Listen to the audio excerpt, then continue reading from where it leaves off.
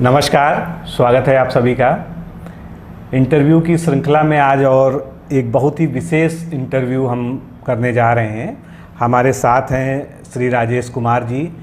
आपका सिलेक्शन अभी सहायक समीक्षा अधिकारी उत्तर प्रदेश सचिवालय के पद पर हुआ है। 103वीं रैंक आपकी है और अगर देखा जाए तो ये इंटरव्यू भी आपके लिए जो है एक लाइफ चेंजिंग इंटरव्यू सिद्ध होगा, क्योंकि अगर आप इसको पूरा देखते हैं, इनका जो जीवन संघर्ष है वो देखिए 7 पन्ने में इन्होंने मुझे लिख के भेजा था और उसके बाद ही जो है इनको मैंने बुलाया यहाँ पर और मेरे बुलाने पर आए, तो उसके लिए भी मैं इनका बहुत धन्यवाद भी व्यक्त करता हूँ।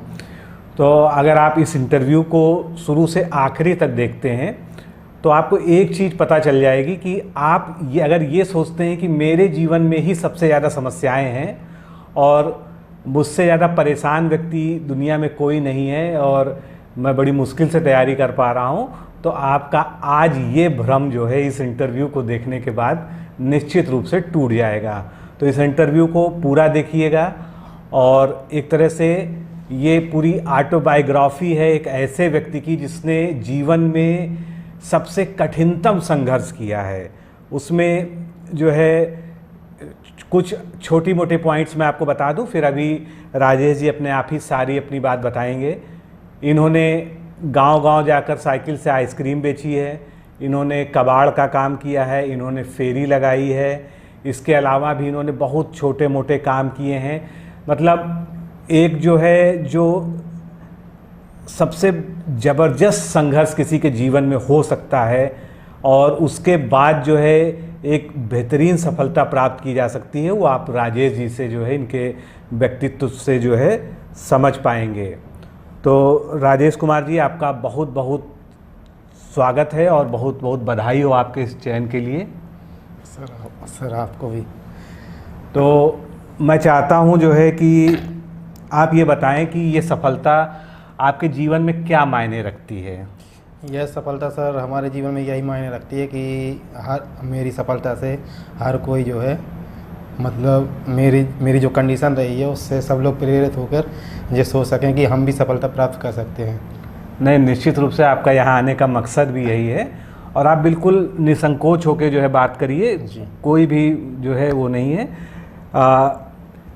सबसे पहले तो मैं आपकी थोड़ी सी पारिवारिक पृष्ठभूमि जानना चाहूँगा कि परिवार में कौन कौन लोग हैं आपके। वर्तमान में सर मेरी माताजी हैं, मेरे छोटे 2 भाई हैं। अच्छा। ब्रजेश कुमार और सतीश चंद। अच्छा अच्छा।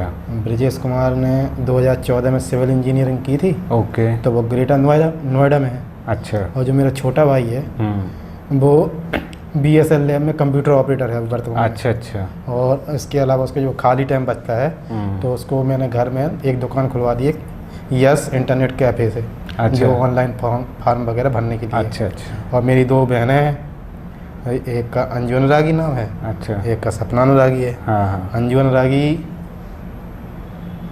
जो पढ़ने में अच्छी थी, 2016 में उसका हाई स्कूल हुआ था, फिर इंटर किया, उसने 70-80% के आसपास नंबर थे उसके। उसका पढ़ने में मन लगने लगा तो मैंने उसको BSc कराया। अच्छा। BSc के बाद उसको और फिर B.Ed भी कराया। तो उसके B.Ed में सबसे हमारे घर में 2 लोगों ने B.Ed किया है, एक मेरी पत्नी ने और एक मेरी बहन ने। जो मेरी बहन की परसेंटेज सबसे अच्छी है अभी। अच्छा अच्छा। और मेरी माताजी हैं जो निरक्षर हैं और निरक्षर हैं। और मेरे जो पिताजी थे उनका 7 मई 2011 अच्छा में मधुमेह की बीमारी के कारण देहांत हो गया था सर। डायबिटीज़ होती थी। डायबिटीज़ उसमें अच्छा। बहुत ज़्यादा इलाज में पैसे लग रहे थे। हाँ हाँ। तो मम्मी को 2005 से जो मजदूरी करनी पड़ी। अच्छा। जो हमारा घर ऐसे ही चला है, मजदूरी करी, उनके ऊपर जिम्मेदारी आ गई थी कि 5 लोग हैं, सबकी भरण पोषण के लिए, तो उनको जाना पड़ा सर। और तो माताजी ने भी बहुत लंबा संघर्ष किया है जो है। अभी तक चल रहा है सर उनका संघर्ष। अच्छा। अभी तक वो मजदूरी करती हैं, लेकिन अब जब हमारी मजदूरी मतलब कैसा काम जो है? जैसे ईंट ये वाला, जैसे घर बनते हैं। अच्छा अच्छा। तो उसमें रेजर टाइप का काम होता है, सिर में सीमेंट रख के ऊपर पहुंचाना नीचे जो भी होता है, तो वही वाला काम। अच्छा अच्छा। हर टाइप का काम कर लेती। खेती, जैसे किसी का खेत कटना हुआ तो खेत काटने चली गई, या मान लो शादी में पूड़ी उड़ी बनी हुई तो कभी कभी पूड़ी उड़ी भी बेल आती हैं, इस टाइप से। अच्छा, खैर आपने सफलता प्राप्त करके उनका ये जो है कष्ट कम कर दिया, ख़त्म कर दिया समझ लीजिए जो है। और आपने जैसा कि मुझे अभी बातचीत में बताया भी था कि अब आगे आप यूपीएससी की तैयारी करना चाहते हैं। केवल सर यही मेरा सपना था यूपीएससी का। हाँ। इसका मैंने फार्म डाला था 2017 का भी, मैंने आर.ओ. का डाला था। मेरी एक गंदी आदत यही रही है कि सर मैं पेपर देने सुबह जाता था बुंदेलखंड ट्रेन से, तो कभी कभार जिस दिन आर.ओ. 2017 का पेपर था उस दिन बुंदेलखंड एक्सप्रेस कैंसिल हो गई थी, और जो मेरे ख्याल से दिसंबर के आसपास था, तो उस टाइम पे कोहरे वोहरे की वजह से, हाँ दिसंबर, वही 21-22 दिसंबर का शायद पेपर तो था, कैंसिल हो गया था। और मेरी कई गलतियां ऐसी रही हैं कि मैं जब भी पेपर देने गया तो सुबह वाली बुंदेलखंड से जाता था, 7 बजे पहुंच जाता था। कभी कभार जो है लेट हो जाती थी तो कई पेपर मेरे छूटे भी सर। अच्छा अच्छा। और यूपीएससी का 2016 का पेपर रास्ते में ट्रेन गई और बीच में रुक गई। और मैं आगे जो भी मुझको सुन रहे हैं मैं उनसे यही प्रार्थना करना चाहता हूँ कि कभी भी पेपर देने जाना हो तो आप एक दिन पहले जाएं। निश्चित रूप से ये, क्योंकि आपने बहुत मतलब मेहनत की है, और आप मेरी जैसे बेवकूफ़ी ना करें कि मतलब मैंने पेपर को बहुत इम्पोर्टेंट नहीं लिया। मैंने सोचा सुबह निकले, पेपर दिया, शाम को भागा है। मुझे बाहर रुकना थोड़ा सा अच्छा नहीं लगता, इसलिए और इसका मैंने भुगतान नहीं भुगता। मेरे बहुत सारे पेपर छूटे। अच्छा, आपने जो अब आपकी जो है जो शिक्षा दीक्षा हुई प्रारंभिक जो है, क्योंकि घर की परिस्थितियां तो बड़ी कठिन रही हैं मेरी। हाँ सर। तो कैसे कैसे आपकी जो है शिक्षा दीक्षा हुई है? मेरी साथ जो प्रारंभिक शिक्षा थी, मैं डॉक्टर APJ अब्दुल कलाम से बहुत प्रभावित हूँ। मैंने उनकी ऑटोबायोग्राफी पढ़ी थी जी, कि उन्होंने न्यूज़पेपर का बांटने का काम किया है। उन्हीं से प्रभावित होकर मैंने भी सर न्यूज़पेपर बांटे थे 2000। अच्छा। कम से कम 6-7 साल बांटे। अच्छा। मेरा ग्रेजुएशन फर्स्ट ईयर था, तो हाई स्कूल मेरा सर मुकुंद लाल तिवारी इंटर कॉलेज से हुआ है, और इंटरव्यू उसी कॉलेज से हुआ है। और जो कोई अगर मेरा एकेडमिक कैरियर फ्लॉप रहा है, मतलब पढ़ने में मैं ज़्यादा अच्छा नहीं था। मेरे हाई स्कूल में 45.33 पॉइंट थे, नंबर थे परसेंटेज में। और इंटर में जो मैंने कोपा लिया था, वो लिया था व्यावसायिक शिक्षा चलती है हमारे। अच्छा। तो उसमें सर नंबर ऑटोमेटिक प्रैक्टिकल के बढ़ जाते थे, इससे उसमें 69% नंबर आए थे। लेकिन फिर वही जो मैंने जो इसके बाद जो सर जब ग्रेजुएशन की बारी आई, तो जब मैं पेपर बांटने जाता था, तो मेरा एक पेपर जाता था सर, जो राजकीय वीरभूमि इंटर कॉलेज के प्राचार्य थे उस समय के, डॉक्टर BL शर्मा। अच्छा। उनके यहाँ जाता था। मुझे उस समय सर यह जानकारी नहीं थी कि ग्रेजुएशन जो है प्राइवेट होता है। अच्छा। उस समय मेरे पास जानकारी नहीं थी। मुझे लग रहा था कि अगर मेरा एडमिशन नहीं हुआ तो मेरी पढ़ाई यहीं चौपट हो जाएगी। तो मैंने उनके पास अपने पिताजी को, मम्मी को, सबको लेके गया उस टाइम पे। उन्होंने बहुत प्रार्थना की कि हमारे लड़के का एडमिशन करा दो। तो उन्होंने कहा ठीक है। तो उन्होंने अथक प्रयास किया, और अंत में सर मेरा BA फर्स्ट ईयर में एडमिशन करा दिया। और उन्होंने मेरे को किताब, जो पाठ्य पुस्तक किताबें होती थी, वो भी दिलवाई। उनका मैं जीवन भर आभारी रहूँगा। और उसके बाद मैंने जो सर BA फाइनल मेरा 49% नंबर आए सर। फिर मैंने MA किया 2013 में। अच्छा। तो BA फर्स्ट ईयर फाइनल के बाद BA 2013 में मेरा MA फाइनल था। तब तक आपके पिताजी की भी डेथ हो चुकी थी? मेरे पिताजी की डेथ हो गई थी 11 में। 11 में हो गई थी? हाँ। 2011 में, 7 मई 2011 को। फिर इसी के बीच में सर हमारे घर में जो नवंबर दिसंबर में चोरी हो गई। अच्छा। पहले तो पिताजी की डेथ हो गई, अब चोरी हो गई, तो घर का जो भी सामान था वो सब चला गया। अच्छा अच्छा। फिर उसके बाद हमारा MA हुआ। अब घर मम्मी बाहर रहती थी, छोटी बहन भाइयों की जो है, आपसे 4 छोटे भाई बहन हैं, सारी जिम्मेदारी आपके ऊपर आ गई? नहीं, मम्मी के ऊपर भी थी। हाँ, मम्मी के ऊपर थी ही, जो है मतलब उनको देखने की, देखभाल की जिम्मेदारी आपके ऊपर आ गई। हाँ, देखभाल की आ गई सर। तो वो हमारे यहाँ का माहौल थोड़ा गड़बड़ था। हाँ। तो मम्मी कह रही थी कि कोई अगर तुम्हारी शादी हो जाएगी, हाँ, तो घर में जो है बच्चियों को देखे रहेंगी। अच्छा। कोई भटकाव ना हो। तो मेरी सर 2012 को 18 अप्रैल को 2012 को शादी हो गई मैं सर। अच्छा अच्छा। और मैं शादी इसलिए की थी कि जो मेरी वाइफ है मुझसे अधिक पढ़ी लिखी हैं, परसेंटेज भी उनकी अच्छी थी, हैंड राइटिंग भी मुझसे अच्छी थी उसमें सर। तो इसलिए मैंने उनसे पूछ के कहा था कि अगर तुम्हें आगे पढ़ना हो तो शादी करें, नहीं तो ना करें। और मैंने जो कुछ भी किया था, जो उससे पहले जो भी करता रहा, तो मैंने बताया था। उससे पहले सर मैं जो मीडिया में था तो मुझे बुरी लत लग गई थी। जो हमारे सहपाठी थे दारू गुटखा बीड़ी सिगरेट सब करते थे, तो हमें भी करना पड़ता था संगति में। तो मम्मी कई बार मैं पी पा। कहाँ पर ये सहपाठी थे आपके? हिंदुस्तान मीडिया वेंचर में सर हम काम करते थे। अच्छा। पत्रकार मतलब कंप्यूटर ऑपरेटर थे वहाँ पर। अच्छा, प्रेस में? हाँ, प्रेस में। हाँ। तो वहीं पर सर तो काम करते थे। तो अब खाना पीना दारू वारू पीने लगे। तो कई बार घर गए, मम्मी ने देखा कि हमारा लड़का बिगड़ने लगा, तो वहाँ पर चला ना कि जो लड़का बिगड़ने लगे तो उसकी शादी करा दो तो वो सुधर जाएगा। तो उन्होंने कहा ठीक है भैया। तो उन्हें दिखवाया ये चलन सब जगह है। कह रहे थे जब शादी हो जाएगी नून तेल का भाव पता चलेगा तो ऑटोमेटिक सुधर जाएगा। तो सर जब मेरी शादी हुई तो लोग गिफ्ट वगैरह देते हैं पहली नाइट को। तो हमने उनको वचन दिए थे कि जो है कि हम जिंदगी भर सिंगल ही रहेंगे, मतलब जो सिंगल शादी होती है। और किसी मतलब जब से मैंने सर आज तक किसी लड़की को सिर उठा के नहीं देखा, मतलब उस तरफ से कि जैसा भी होता है। चलिए, तो आपका एमए हो गया 2011 में सर। 11 में, और इस दौरान आप तरह तरह के काम भी करते रहे? मेरे सर पूरा जितना भी मेरा वो हुआ पढ़ाई लिखाई, तो मेरी सब जो अलग साइड में काम चलते रहे सर। क्या क्या काम किया आपने? काम में सर सबसे पहले मैंने 2003-4 के आसपास तो कबाड़ बीनने लगा था। और उसी टाइम मेरे पिताजी ने एक खाता खुलवा दिया था। हमारे यहाँ एक थी कि बच्चा जो थोड़ा बहुत कमाएगा तो अपने खाते में डालेगा तो उसके बचत की कैपेसिटी हो जाएगी। तो 2000 में मेरे पिताजी ने एक बचत खाता खुलवाया और साथ में एक रेकरिंग खाता होता है। हाँ, आरडी है ना। हाँ। उसमें हर महीने पैसे जमा करने होते हैं। तो उसमें 100 रुपये से पिताजी ने खाता खुलवाया था। उसको मैंने अनवरत 2020 तक चालू रखा चालू रखा लगातार, कहीं भी टूटा नहीं मेरा।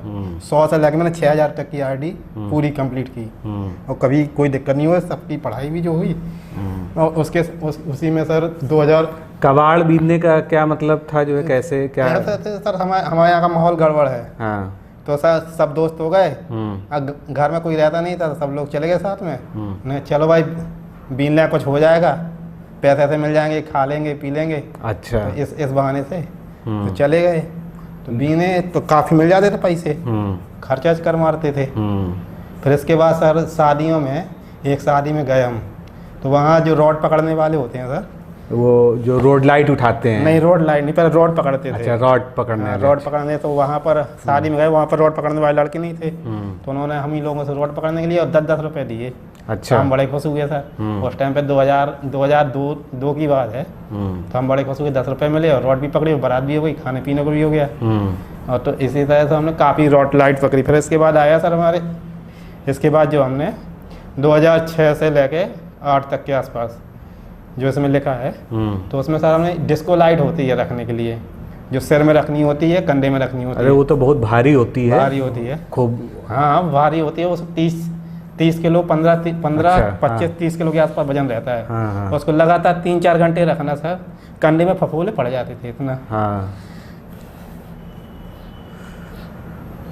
तो उसको सर शादी के टाइम पे करना होता था। हाँ। और बरसात में कभी कभी करंट भी लग जाता था उसका। अच्छा। जैसे अर्थिंग पकड़ी, बारिश हुई, नीचे गीला हो गया, तो फिर अर्थिंग में करंट भी लगता था उसमें। और उसमें कोई टाइम भी निश्चित नहीं होता, बारात जितने समय तक चलती रहेगी वो करना ही पड़ेगा जो है। तो वो तो सारा होता ही है।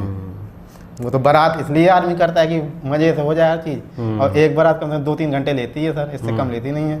अब 30-40 किलो का वजन कंधे में रखना सर दिक्कत तो होती है। तो उससे आपकी अर्निंग चलती रही जो? हाँ, उसमें सर 50 रुपये लोकल के मिलते थे और 60 रुपये जो है बाहर जाने के मिलते थे। अच्छा। तो कभी कभी तो एक रात में 2-2 डिस्को भी पकड़ ली। एक शादी आने टाइप पे दूसरी जगह, और कभी कभी 3 भी हो जाती थी, तुम्हारे 150 रुपये मिल जाते थे। इस टाइप से हुआ है उसमें। और इसमें वो जब सर बारिश होती थी तो उसमें अर्थिंग पकड़ती थी। करंट लग जाता था बहुत जोर से, लेकिन पकड़े रहना पड़ता था।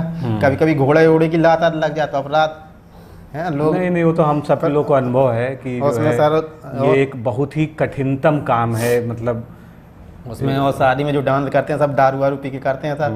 कहीं देखते तो नहीं है, कहीं हमारे ऊपर गिर गए, कहीं किसी के ऊपर गिर गए, कई बार नीचे गिर जाती थी सर, तो टूट टाट जाती थी, उसके पैसे भी कटते थे।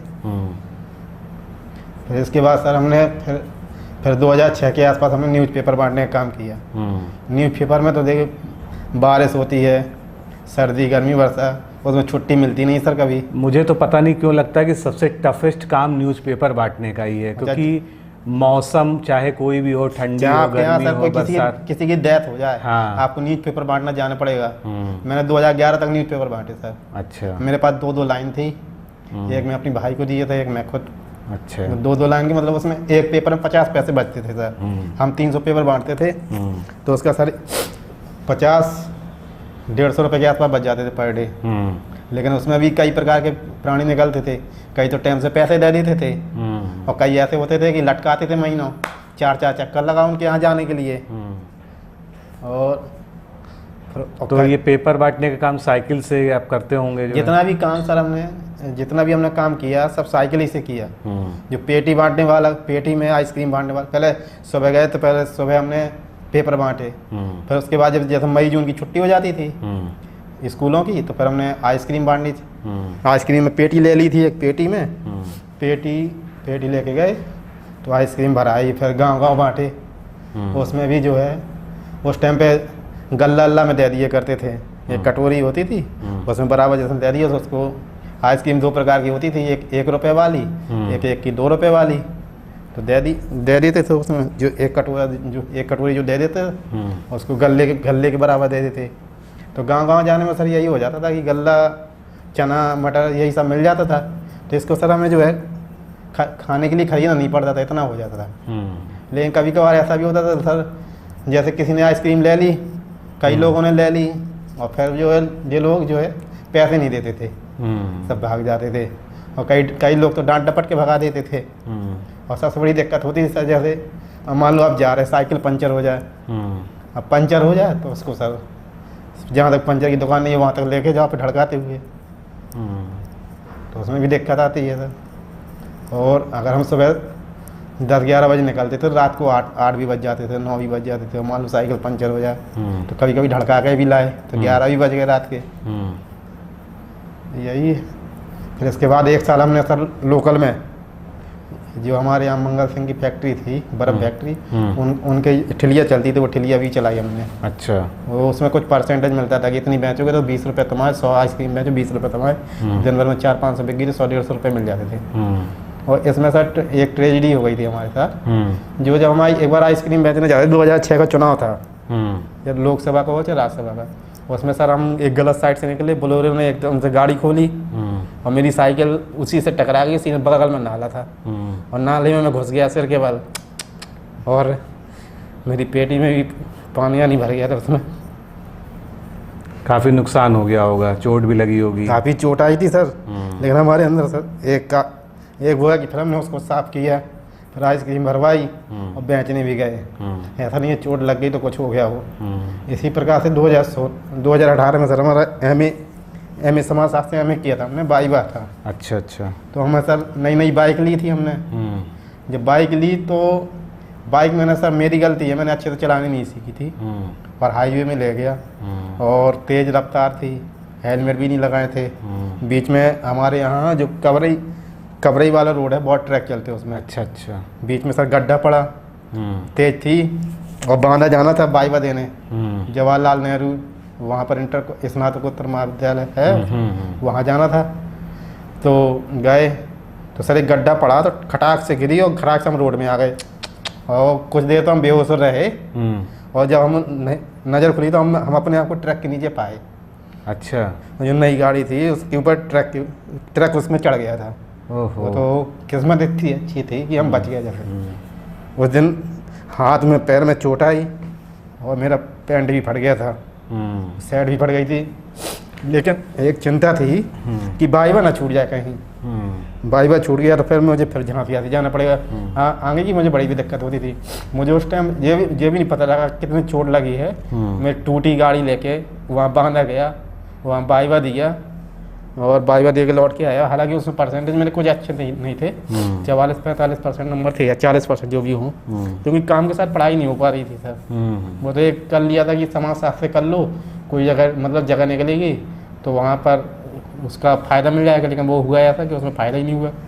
जो उसमें वहाँ गए वाइवा देने, वहाँ पैसे मांग रहे थे, मैं पैसे लेके नहीं गया था है, तो उसमें 55 नंबर दिए थे, सबको 90 नंबर मिले थे, मुझे 55 मिले थे वाइवा में, तो इसलिए 40-45 नंबर हुए थे। अच्छा, तो वो सर चलता है तो चलता है। चलिए, बहुत ही संघर्षपूर्ण और कष्टपूर्ण रहा आपका जीवन, लेकिन कहीं ना कहीं आपके ऊपर एक ईश्वरीय कृपा भी रही कि आप जो है एक बार करवा चौथ के दिन सर हम अपनी सिस्टर के लिए लड़का देखने गए बेलाताल। अच्छा, बेलाताल देखने गए तो वहाँ सर हम दादाजी के साथ गए। हमें अपनी गाड़ी में 3 लोगों को बैठाया था। मुझे गियर उतारना चढ़ाने में बड़ी दिक्कत होती थी। मैंने गियर चढ़ाया तीसरे नंबर का, वही लिए चला गया, और जैसे ही रोड में गया तो मुझे घबराहट सी होती है, जल्दी से निकल जाओ। तो जल्दी से निकले और ट्रक आ रहा था, 2 सेकंड का अंतर हुआ, नहीं तो हम ऊपर चले जाते। ट्रक जैसे आया हम वहीं बगल से जैसे निकल गए। 2 सेकंड बड़ी, इसमें मेरी सबसे बड़ी गलती है कि अगर आप मतलब जो मुझे सुन रहे हो तो मैं ये कहना चाहता हूँ कि जो भी आप गाड़ी चलाएं, आपका जीवन अमूल्य है और आप जो है बहुत सावधानी से चलाएं, पूरी सुरक्षा के साथ चलाएं, जल्दी न मचाएं, पहले अच्छी तरह से सीख लें। हर कोई व्यक्ति मेरे जैसा सौभाग्यशाली नहीं होता है। मेरे साथ ईश्वरीय शक्ति रही, मैं भले ही ईश्वर को नहीं मानता, ईश्वर को मानता हूँ, दिखावटी पूजा नहीं करता सर। मैं कभी मन में ही प्रार्थना कर लेता हूँ, अच्छे काम कर लेता हूँ। किसी की मतलब पर्यावरण सुरक्षा है, पर्यावरण संरक्षण है, या किसी मतलब कोई वो मिल गया पढ़ाने अड़ाने वाला, उसको किताब विताबों की दिक्कत है तो किताब दिला देता। यही मैं पूजा इस तरह से पूजा करता था। मैं दिखावटी पूजा कभी नहीं की सर। मतलब आप कर्म में विश्वास रखते हैं? कर्म में विश्वास। नहीं, बहुत अच्छी बात है। और जो है निश्चित रूप से जो है आपके साथ वास्तव में ईश्वर की कृपा भी है कि आप जो है कई बड़ी मुसीबतों से बच के निकले हैं। 2016 में मैं O लेवल का वो किया था, डायरेक्ट कर रहा था, तो वाइवा देने आया था कानपुर। तो मैं थोड़ा तो मैं विकलांग टाइप का हूँ, और चलती बस से उतरा तो वो संतुलन बिगड़ गया, बस के नीचे आ गया था। अरे, तो वो तो उसमें ट्रक जो बस चालक का ड्राइवर था उसकी सूझबूझ रही कि उसने फॉर्म रोक लिया, तो मैं विकलांग होते होते बच गया, नहीं तो मेरी टांग चली जाती पूरी। अच्छा, कहो मर भी जाता, कोई ठिकाना नहीं। वो तो तुरंत रोक लिया तो मैं बच गया। मेरे साथ 3-4 हादसे ऐसे हुए सर, इसमें ईश्वरीय कृपा रही, हर बार बचा मैं। चलिए, आपने बहुत ही वास्तव में ज़बरदस्त संघर्ष किया है। मतलब जीवन में इतना अधिक संघर्ष जो है अभी तक तो मैंने नहीं देखा है। आपने ये भी उल्लेख किया है कि आप जो है शेयर मार्केट वगैरह में भी कुछ काम करने लगे। 2020 में सर मैंने 2020 तक आरडी चलाई। आरडी के बाद मैंने सर शेयर मार्केट में आ गया। शेयर मार्केट में मैं इंटरडे में गया। इंटरडे में मुझे जो है 50,000 का झटका लगा, ज़्यादा। अच्छा, 50,000 का लॉस हो गया, उससे भी ज़्यादा। फिर उसके बाद डिलीवरी ली। डिलीवरी में यह होता है कि आप शेयर ले लो, और जैसे आपने 100 रुपये का लिया और वो अगर 90 का हो जाए तो आप बेचो नहीं, वो अगर 115 का हो जाए तो आप बेच दो। इसके साथ 2 प्रकार का फायदा होता है। एक तो आपको डिविडेंड मिल जाता है, मेरे ऐसे कई शेयर हैं जिसमें डिविडेंड मिलता है। उसमें मुझे अभी हिंदुजा ग्लोबल है या वेदांता है, इन लोगों से 10-20 हज़ार रुपये डिविडेंड मिल जाता है। अच्छा, तो उससे जो बच्चों की जो पढ़ाई लिखाई होती है उसकी फीस ही चुका देते हैं हम। और कभी जो सब्जी लेनी हुई वही सब्जी भी हो जाता, मंथली खर्च चल जाता। चलिए, बहुत अच्छी बात है। वो सारे एक वो है पैसिव इनकम है, मतलब पैसा आपके लिए काम करता है। इसको आप इनडायरेक्ट वे में कह सकते हैं कि कंपनी आपके लिए काम करती है। कंपनी का आप शेयर लेंगे, कंपनी आपके लिए काम करेगी। इसी प्रकार से हमने जो 2.5 लाख रुपए इन्वेस्ट किए थे टुकड़ों में, आज हमारे पास 6 लाख रुपए के आसपास हो गए। अच्छा, इसी शेयर मार्केट ही से। अच्छा, इतना सब कुछ आपने जीवन में किया, देखा जो है, और मैं ईश्वर को धन्यवाद देता हूँ कि ईश्वर ने मुझे जो है ऐसी परिस्थितियाँ दी, इतना कठिन मतलब मुझको इतनी समस्याएं दी जिससे मुझे ऊर्जान्वित मुझे मिला, ऊर्जा मिली मुझको। मतलब कि ऐसी समस्या दी, अगर ऐसी समस्या ना होती शायद मेरा सफल ना हो पाता। अगर मान लो हर प्रकार के आदमी होते हैं जो बहुत सक्सेस होते हैं, अच्छी फैमिली से होते हैं, अगर उनके पास समस्या नहीं होती वो उस हिसाब से पढ़ाई नहीं कर पाते, है ना। और मैं भगवान का शुक्रिया करता हूँ कि जो उन्होंने मुझे इतनी समस्याएं दी हैं, उसी के बल पे मैं सफल हूँ अभी तक। अच्छा, अगर समस्या न मिलती तो शायद मैं सफल ना हो। नहीं, बिल्कुल सही बात है। क्योंकि आप जो इसमें है तप के सोना बने हैं, मैं ये कहूँगा जो है एक लाइन में जो है आप बहुत तपे हैं अपने जीवन में। और ये आपने कंपटीशन की तैयारी कब शुरू की जो है? मैंने सर कंपटीशन की तैयारी, हमारे यहाँ क्लब चलता था सर। क्लब मतलब? क्लब में कई लोग हो जाते थे, कोई सीनियर होता था, कोई जूनियर होता था। एक ताल तो मदद की रसा का तालाब है हमारे यहाँ, वहाँ क्लब चलता था। वहाँ पर जो है कई लोग बैठ गए, वहाँ कोई हिंदी के क्वेश्चन पूछ रहा, कोई हिस्ट्री के, इस टाइप से क्वेश्चन पूछते थे वो लोग। मतलब ग्रुप डिस्कशन कह सकते हैं, ग्रुप डिस्कशन टाइप का। हाँ। वहीं देर में मैथड लगाते थे। मैं ज़्यादा तो नहीं गया, एक आध महीने गया, मेरे नंबर भी ठीक आए, लेकिन फिर मुझे न्यूज़पेपर बांटने होते थे तो फिर मैं नहीं जा पाया सुबह। और शाम को जो है अखबार में काम करता था तो रात को 8 बज जाते थे, तो इस कारण मैं वहाँ नहीं जा पाया। फिर इसके बाद धीरे धीरे मैं 2016 के बाद जियो की सिम आई, तो उसमें फ्री हो गया डाटा। तो उसके बाद जो है मैंने यूट्यूब देखे। अब यूट्यूब में मुझे यूपीएससी का जो है क्रेज़ था कि मुझे जो यूपीएससी की तैयारी करनी है। और मैंने यूपीपीसीएस की तैयारी तो खैर नहीं की सर, यूपीएससी की तैयारी करता था। उसी के लेवल की मैंने पढ़ाई की है। भले ही मेरी कोई प्री एग्जाम नहीं निकला अभी तक, और मेरे सारे नोट्स बन के कंप्लीट हो गए हैं, और जैसे ही अगर प्री निकलता है तो मैं हो सकता है अच्छा कर जाऊँ उसमें। अच्छा, तो आपको कहने का मतलब ये है कि आपने अब तक जो है सारी पढ़ाई जो है यूट्यूब और ऑनलाइन माध्यमों से ही की है? जी। तो आप कई सारे चैनल देखते होंगे, हमारा चैनल आपको कैसे दिखा और क्या उसमें आपको खासियत दिखी थी जो है? मुझे सर पहले मुझे तो आज तक प्री निकले नहीं सर। मेरा 2016 का ग्राम विकास अधिकारी का निकला था सर, जिसमें इंटरव्यू से रह गया था बाहर। अच्छा। इंटरव्यू हुआ, उसके बाद फाइनल सिलेक्शन नहीं हो पाया। उसमें 80% मार्क्स थे मेरे प्री में। मेन से मैं, अब उसके बाद जो इंटरव्यू हुआ उसके नंबर 10 नंबर, मतलब 5-10 नंबर से रह गया था उसमें। उसके बाद ये लास्ट एग्जाम है जो 6 साल बाद निकला। अच्छा।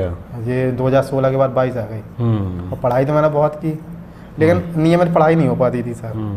अब ऑफिस का काम करना, घर की सारी जिम्मेदारी, इन सब से करने में जो है नियमित पढ़ाई नहीं हो पाती थी।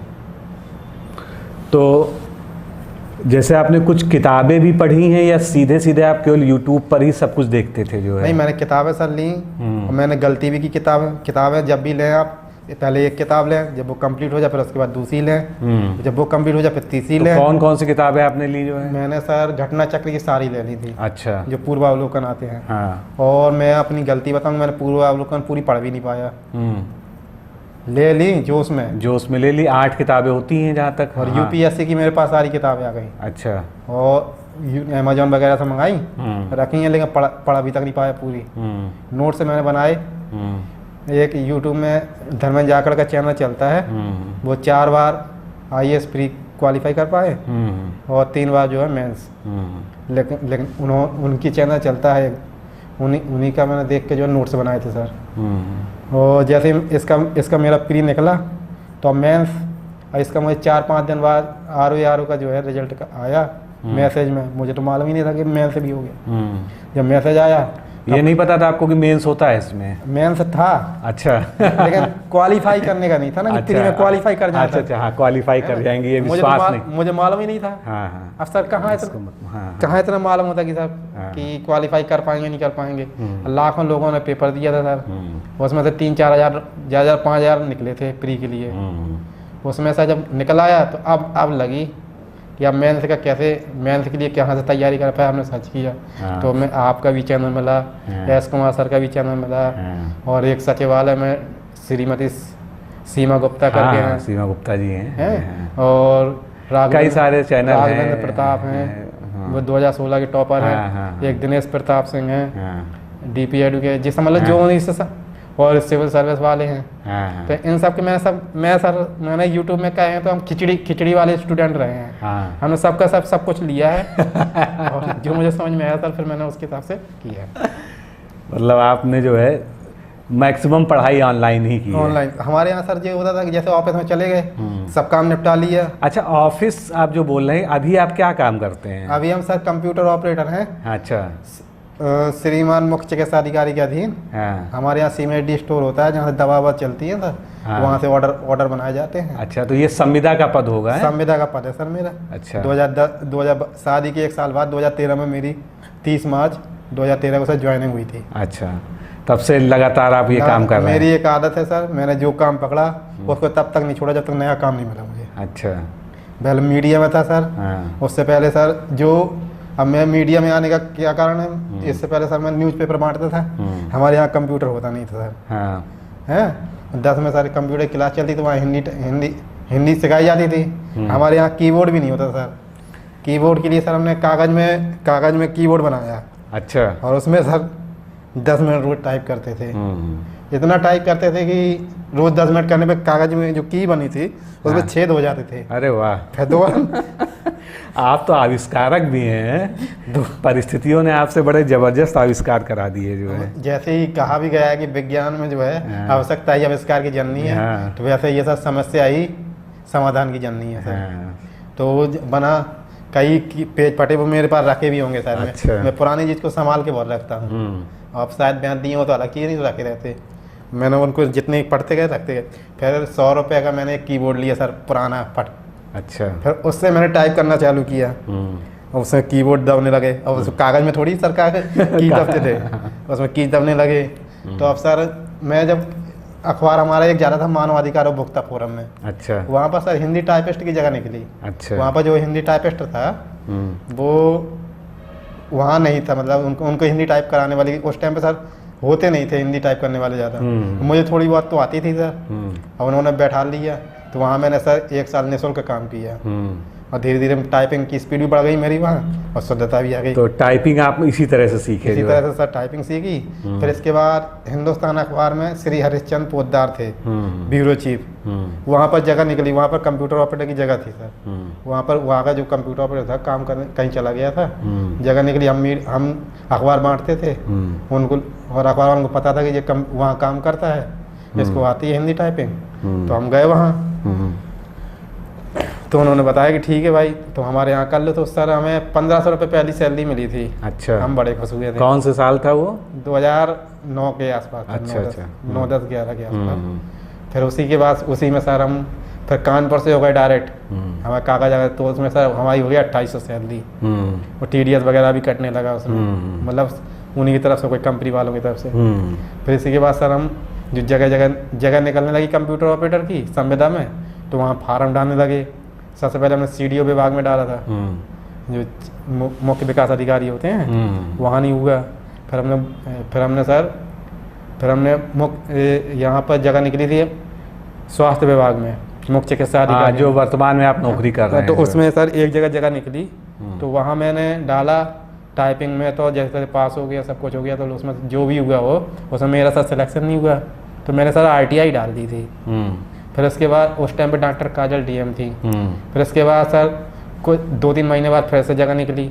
अब सीमेडी स्टोर में नया स्टाफ पूरा होना था सर। उसमें एक कंप्यूटर ऑपरेटर था, एक लोडर था, एक जनरेटर मैकेनिक जनरेटर था, एक चौकीदार था। सबसे बड़ा पद मतलब उसमें हमारे ही था। और उसमें एक चीफ फार्मासिस्ट होते हैं, वो सरकारी होते हैं, बकाया उनके अधीन हम लोग काम करते हैं। तो हमारा संविदा में था जो, तो वहाँ पर सर उस टाइम पे डॉक्टर गिरीश कुमार कुलील थे, CMO साहब। और दोनों इंटरव्यू में डॉक्टर गिरीश कुमार कुलील रहे मेरे। और वहाँ पर CDO साहब थे। जब मैं इंटरव्यू देने गया था तो टाइपिंग की मैंने अच्छा गिनने चाहे। मेरा मन किया कि भाई देखो, अगर अच्छा टाइप ना हुए होंगे, 25 शब्द ना हुए होंगे तो सर होना तो है ही नहीं है। तो मैंने वहाँ से भागने का मेरा मन किया कि वहाँ से भाग लिया जाए। जब होना ही नहीं है तो क्या मतलब होगा। एक अंदर से आवाज़ आएगी इंटरव्यू तो दे लो, फिर आज जो होगा देखा जाएगा। तो रात को सर हमारा 8-10 बजे इंटरव्यू हुआ। CDO साहब के यहाँ मीटिंग थी, CMO साहब सब वहीं चले गए थे। और CDO साहब आए थे तो उन्होंने कहा हम मीडिया में थे तो छोटी मोटी न्यूज़ भी छाप लेते थे सर। तो क्या तुम मीडिया में काम करते हो? मैंने कहा जी सर। तो हमारे लिए न्यूज़ बना दिया करोगे? मैं बिल्कुल बना देंगे सर। तो मैंने कहा ठीक है। वे तो नहीं कहा, तो फिर CDO साहब ने कहा था कि इसी को रख लो, जी तुम्हारा न्यूज बना दिया करेगा, प्रेस विज्ञप्ति टाइप की। तो हम छोटी मोटी विज्ञप्ति बना लेते थे सर। तो उन्हीं की कृपा दृष्टि रही कि उन्होंने कहा तो सर हमारा हो गया। चलिए, वर्तमान में आप ये कर रहे हैं, इसके साथ आपने पढ़ाई भी जारी रखी? पढ़ाई सर हमारी अनवरत जारी रही, लेकिन पढ़ाई में हमारी दम नहीं था। कोई कहे कि हम फर्स्ट डिवीजन 80% 70% वाले हैं, तो नहीं रहे। हम 45-50 के अंडर ही वाले रहे। थर्ड डिवीजन सेकंड डिवीजन में है? सेकंड डिवीजन का भी जो लास्ट का चरण होता है 45%, अच्छा, वही वाले में रहे। हमारे इससे ऊपर नहीं हो पाया कुछ। अच्छा अच्छा जी, बस हमारा पढ़ने में अब जब हम मम्मी को काम करते हुए देखते हैं तो हमें बड़ा दुख होता है। तो अब तो मम्मी का काम कर रही है, बंद करा दिया? अभी हमने काम कह रहे थे जब तुम्हारी सैलरी आएगी तब हम बंद करेंगे। अच्छा, हमने कहा ठीक है, तो फिर जैसी तुम्हारी इच्छा का क्या था। अच्छा, आपने एक चीज़ बताई थी कि आपने कुछ कसम खाई थी कि मैं अपने माताजी के पैर तभी छूऊंगा जब जो है मैं अधिकारी बन जाऊंगा। ऐसा नहीं है सर, मैंने दृढ़ संकल्प लिया था। मैंने सोचा कि सर देखिए, सबकी माँ होती हैं और सबकी प्रतियोगियों की माँ सबको आशीर्वाद एक सही देती हैं कि मेरा बच्चा चयन हो जाए, सिलेक्टेड हो जाए। और मेरे अंदर एक कैपेसिटी में हर इतने सारे एग्जाम दिए, सब में फेल हो रहा था।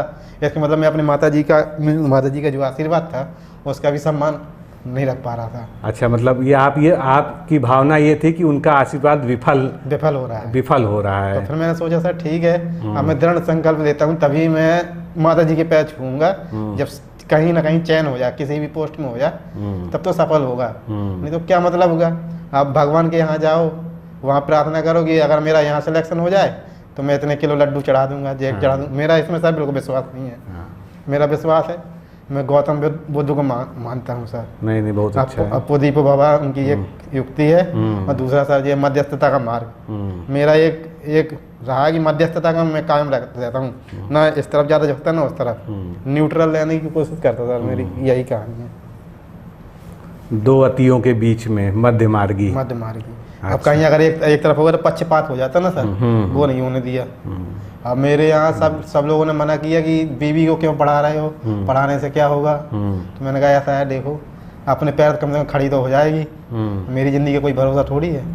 मान लो कल के दिन कुछ हो गया तो इतना तो पढ़ लिख लेगी कि अपना भरण पोषण कर ले। पहले हाल तो वो पढ़ी लिखी थी, जब BA कराया उसी टाइम करवा चौथ के दिन से डिलीवरी हुई हमारे बड़े लड़के की। उत्कर्ष अनुरागी नाम है उसका। आज की डेट में वो 8 साल के आसपास हो रहा। अच्छा, आपने एक चीज़ और लिखी थी, पता नहीं मैं पढ़ूं या ना पढ़ूं। वो पढ़िए सर, कोई दिक्कत नहीं, सब खुला हुआ है। कि आप बाल भी बाहर नहीं कटवाते थे पैसे ना होने की वजह से। हाँ, और आपकी पत्नी ही आपकी हेयर कटिंग करती है। देखो सर, अभी जो मेरी हेयर कटिंग है अभी वही उन्होंने, ये जो इस समय आपकी हेयर कटिंग है अभी भी है, उन्हीं ने की थी। तो क्या वो मतलब प्रोफेशनली भी है या कुछ नहीं? हाँ, उस टाइम पे सर पैसे नहीं होते थे।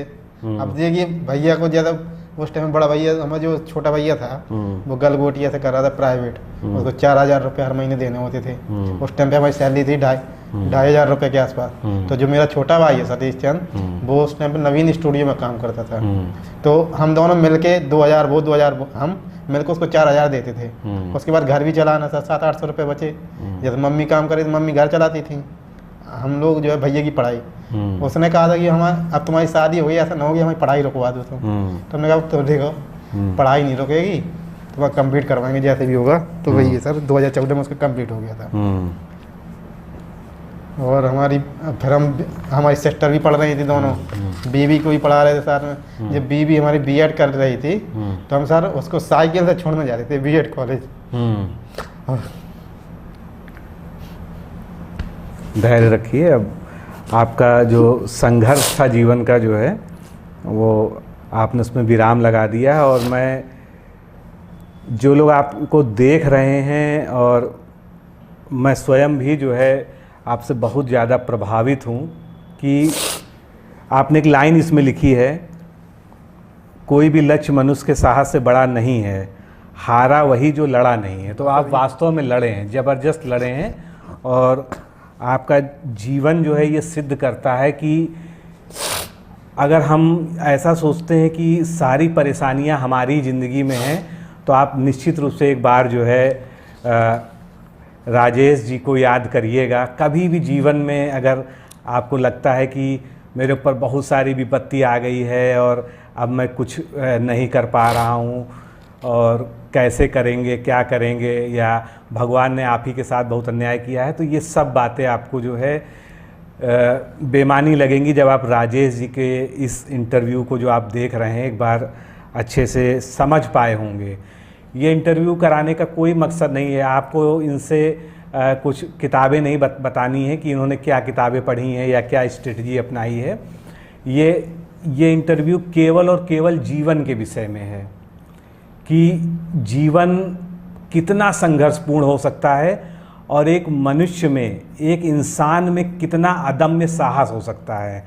तो राजेश जी जो हैं अदम्य साहस का जो है एक पर्यायवाची हैं इस समय जो है, और इन्होंने आपने सुना ही आइसक्रीम बेचकर, फेरी लगाकर, अखबार बांटकर, और जो सबसे मतलब पहले सर गुटखा बेचने का काम किया था गुटखा इन्होंने बेचा। इन्होंने वो सर पे जो है ब्रास बैंड वाली जो लाइट होती है वो घंटों रखी।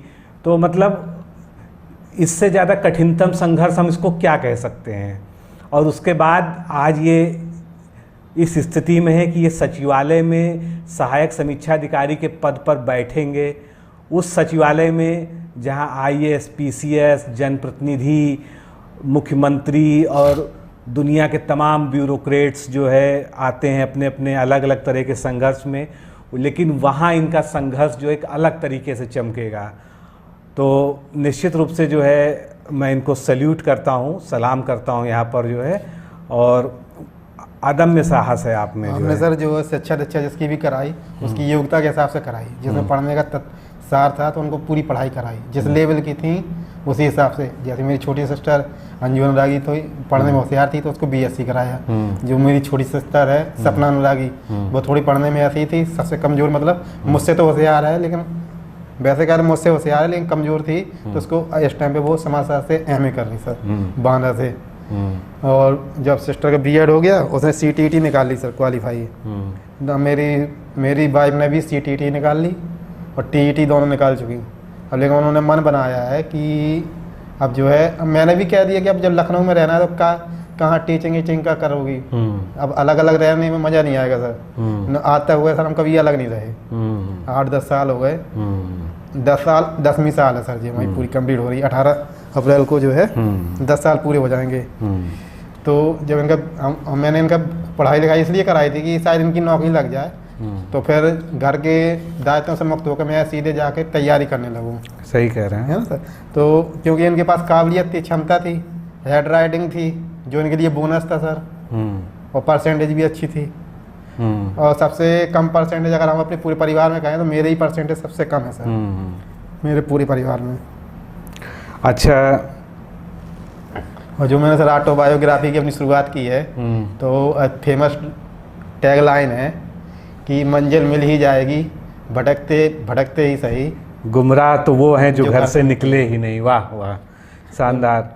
और टैगलाइन जो इसमें जो 2-3 श्लोक डाले सर, मैंने बिल्कुल मेरी इसमें जो फोकस करते हैं पूरे उसमें। और मैंने एक जगह वो डाला है कि मनुष्य के साहस से बड़ा क्या था सर, कोई भी लक्ष्य मनुष्य के साहस से बड़ा नहीं है, हारा वही जो लड़ा नहीं है सर। मेरी इसी टाइप की रही। और लास्ट में जो टाइपिंग में मैं सर अच्छा, आप जो है दिव्यांग भी हैं। हाँ, बचपन से ही दिव्यांग हैं। बचपन ही से हैं। तो दिव्यांगता ने भी आपको बहुत मतलब प्रभावित किया होगा आपके जीवन को जो है। हाँ सर किया है, लेकिन जो काम सामने आया उसको मैंने किया। क्योंकि आपने जितने भी काम किया आपको कहीं मतलब ऐसा नहीं लगा कि आपका एक पैर में कोई दिक्कत होगा जिस वजह से चलने में आपने साइकिल चलाई 10 साल जो है लगातार। शुरू से सर अब साइकिल चलाने के लिए तो ऐसा है देखिए 2010 से 2000 से चला रहे साइकिल, आज 22 आ गई सर। ऑफिस भी हम अभी जाते हैं साइकिल ही से जाते हैं, आज भी जो है हाँ साइकिल से ही जाते हैं। ऑफिस का काम है सर, घर से जाना घर से बाहर आना। 15,000 रुपये सैलरी मिलती है, मेरा 1 रुपया खर्च नहीं होता क्योंकि मुझे साइकिल से जाना होता, साइकिल से आना होता है। ऑफिस में बैठ के काम करना, फील्ड वर्क है नहीं सर, तो इसलिए मेरा 1 रुपया खर्च नहीं होता उसमें। वही रुपया जो है हम अपने लगा देते हैं। अच्छा, जब आपने मेंस दिया था जी, तो मेंस में टाइपिंग में कुछ गड़बड़ी हो गई थी आप बता रहे थे, फिर आप एकदम से वो सही किया आपने। क्या, पहले तो बताइए टाइपिंग के लिए क्या क्या टिप्स देना चाहते हैं जो लोग टाइपिंग जो है ARO के लिए सीख रहे हैं। अभी सर आपके यहाँ जितने भी इंटरव्यू हुए सहायक समीक्षा अधिकारी के, किन्हीं ने भी अभी टाइपिंग के बारे में कोई विस्तार से चर्चा नहीं हुई। नहीं, हालांकि मैंने फेस किया है, तो मैंने सोचा जो आगे भविष्य में जो भी एग्ज़ाम देंगे इसका, या ऐसी जगह एग्ज़ाम देंगे जहाँ पर टाइपिंग की ज़रूरत होती हो, हिंदी टाइपिंग की, तो उनके लिए यही है कि अल्ट के साथ जो फॉन्ट बनते हैं स्पेशल, उनको सर मैं लिख के ले गया था। अच्छा। और टाइपिंग से पहले उनको बहुत पढ़ा था मैंने, याद भी किया, और एक दिन पहले ही लिखे थे मैंने फॉन्ट। हालांकि अब वो फॉन्ट ऐसे होते हैं कि वो सर वैसे नहीं बनते शिफ्ट के साथ, उनको अल्टी के साथ दबा के बनाने ही होते हैं। और उसमें जो सर एक पैरा था 7 नंबर का, उसको मैंने ढंग से पढ़ा नहीं सर। वो पढ़ा नहीं, तो मैंने जब टाइप कर रहा था वहाँ पर, तो जैसे ही मेरा गलत हुआ तो स्टार स्टार बन के आने लगा। जब स्टार स्टार बन के आने लगा तो मैं घबरा गया। उसमें एक गड्ढा शब्द लिखने के लिए आया सर, गड्ढा में डाकू पर डा था, डाकू पर ढा था, तो वो बनना था अल्ट 01207 से बनना था। अच्छा। है ना। तो जब वो स्टार स्टार बन के आने लगा तो मैं घबरा गया। फिर मैंने बहुत सोचा, मैंने उसी टाइम पे मेरे मन में विचार आया कि ठीक है, इस बार तो जैसे टाइपिंग मेरी फेल हो जाएगी, अगली बार और अच्छे से करूँगा। अच्छा, मतलब आप निराश हो गए? नहीं, मैंने मन में विचार आया, इसी टाइम पे ईश्वर की अनुकंपा हुई, तो मैंने बटन दबाने चालू किया अल्ट वाले सारे। तो अल्ट 204 दबाया, 206 दबाया, 0204, 0204 और 0207 दबाया, तो सही दब गया। अब वो सही हो गया। जब सही हो गया तो फिर मेरे दिमाग में चढ़ गया, वो गड्ढा सा करने 4-5 बार आया था सर। तो फिर मेरे दिमाग में चढ़ गया, 1 मिनट तो मेरे बर्बाद हो गया सर उसमें। फिर मैंने उसके बाद टाइपिंग की, तो मैंने सर 4 मिनट में 14 लाइन पूरी टाइप की थी सर। अच्छा। और एक लाइन में मैंने जब गिना था तो उसमें 15 शब्द थे। अगर एक को औसत ले लिया, किसी में 16 थे, किसी 15-14, तो इस हिसाब से मेरे 200 के प्लस शब्द हो रहे थे सर टाइपिंग। और टाइपिंग तो ऐसा, जब हम सर मीडिया में काम करते थे हिंदुस्तान अखबार में, तो हम नींद में भी टाइप कर लेते थे। अच्छा। हमारे जो ब्यूरो चीफ थे वे खबरें बोलते रहते थे, हम सोते रहते थे, टाइप करते रहते थे, उंगलियां चलती रहती थी आँख बंद करके। हाँ। और दोपहर को सर जाना होता था, उस टाइम पे हमने ITI भी की थी सर। हालांकि इसमें नहीं बताया मैंने, ITI की थी कोपा से।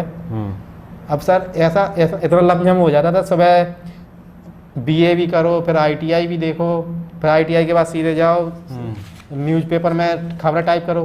2:30 बजे के बाद जाते थे टाइप करने के लिए सर। उससे पहले सुबह न्यूज़पेपर ही बांटो।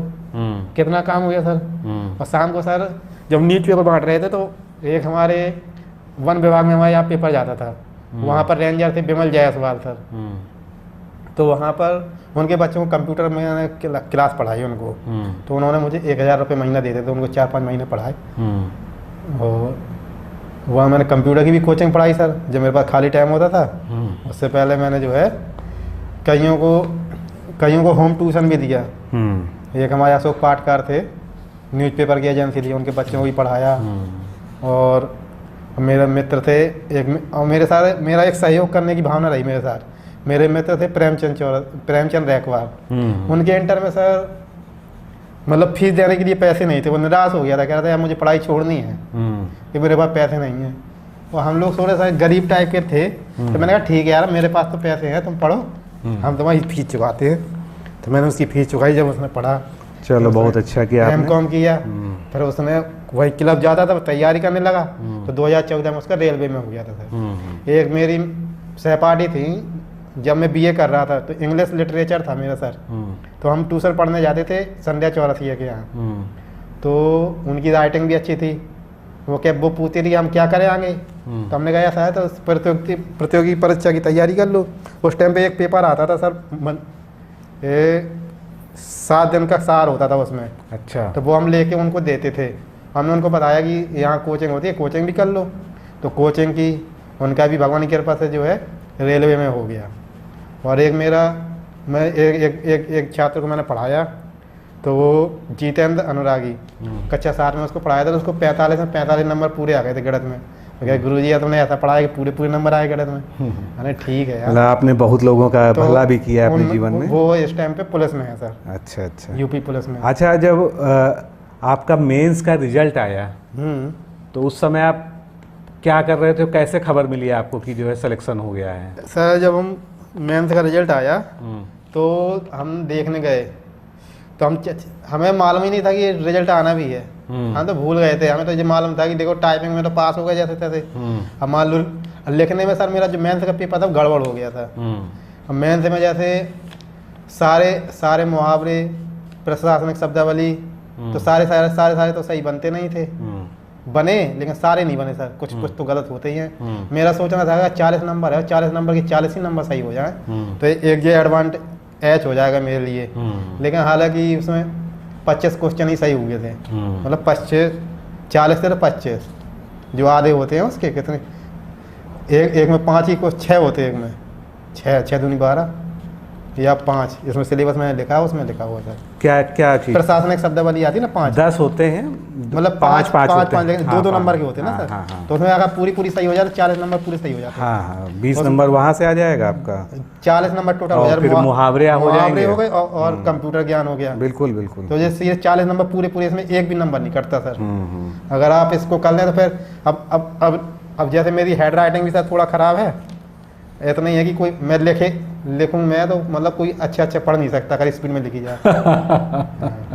मेरे संग भाई है कि इसकी एक कहावत भी है, वो कहावत याद नहीं आ रही, जाने खुद पढ़े या खुदा पढ़े हैं। हाँ, कुछ इसी टाइप का है सर। और जब मैंने स्पीड में लिखा सर, और निबंध मैंने पहली बार लिखे थे सर उसमें, और जब निबंध लिखे तो निबंध में अब 1800 शब्द करने हैं 3 निबंध में, और जब मैंने लिखे तो पहले 2 तो अच्छे लिखे, तीसरे लिखे तो हापट के लिखे। उसमें सर मैंने उसमें कविताएं सब उस टाइम पे ऑटोमेटिक आने लगी थी सारी। अच्छा।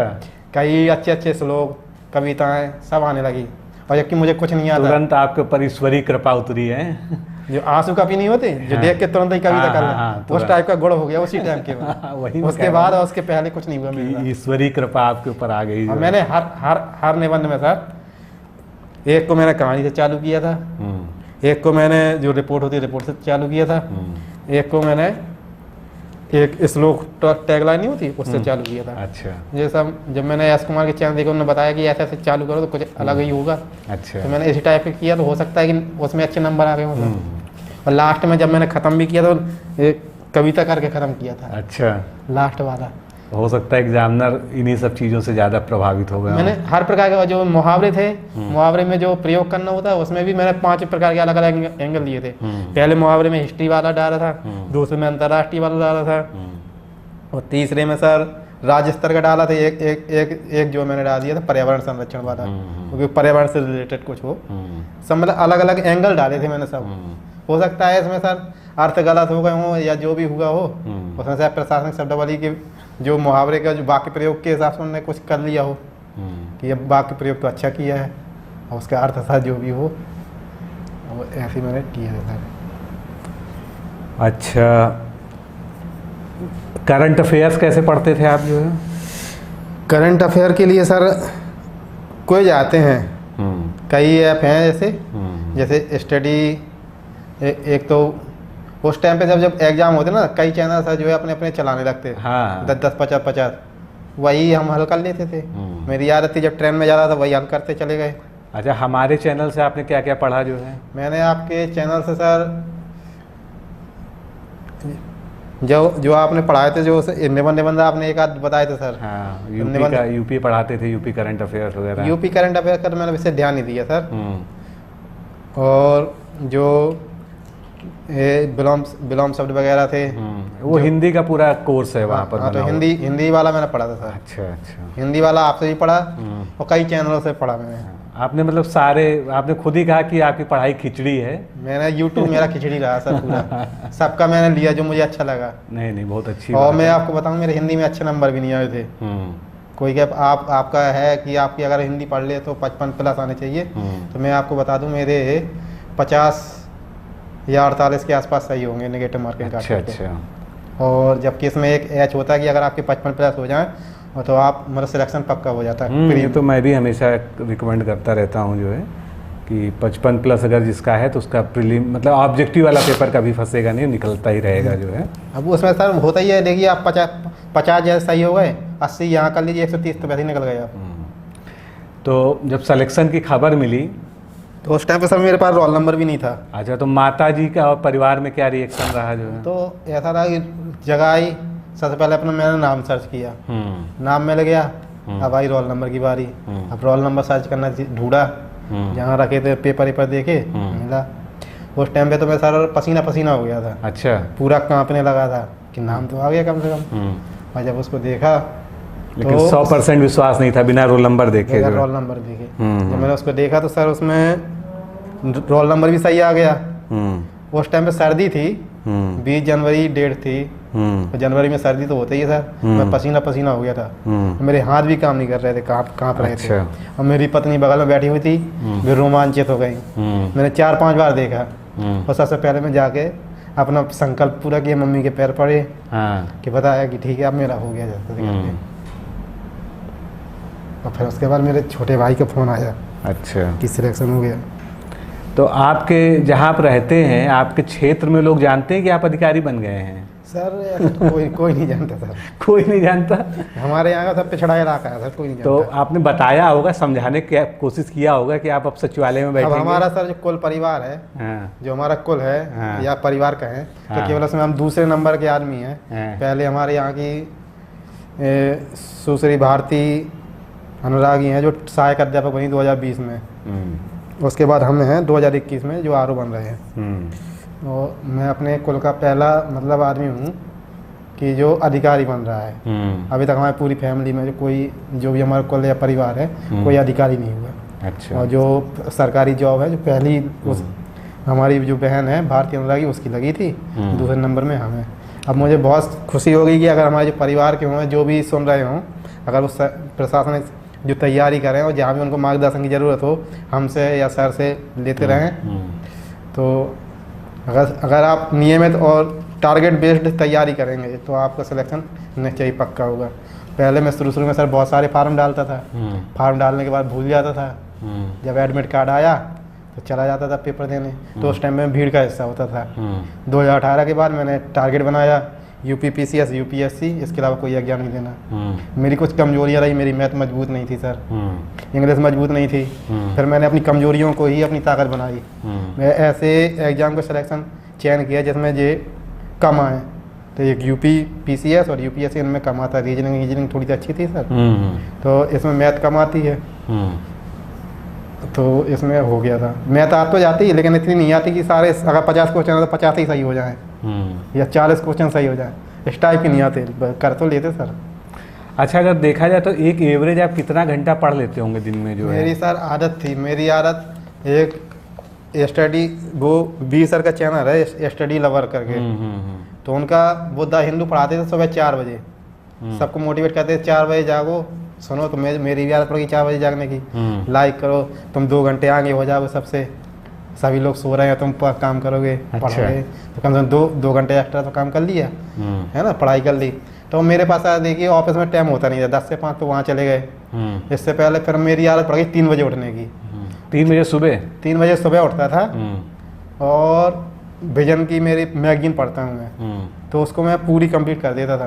और एक टाइम टेबल बनाया था कि भूगोल भी पढ़नी है और NCERT किताबें। और मेरी खास आदत, मैंने कक्षा 8 से आगे बढ़ नहीं पाया मैं। ले तो ली मैंने सर पूरी NCERT। अच्छा, केवल कक्षा 8 तक की। मतलब किताबों की कोई कमी नहीं है आपके पास? मैंने किताबें सर इतनी ले ली, मुझे बहुत मजा आता ढेर लगाने में। पूरी लाइब्रेरी बनी है सर मेरे घर में। अच्छा। UPSC UPPCS। और लेकिन अब मुझे लगा सारी स्टैंडर्ड किताबें भी होंगी आपके पास जो है। हाँ, लक्ष्मीकांत है सर, आज तक मैं लक्ष्मीकांत पढ़ी नहीं। अच्छा।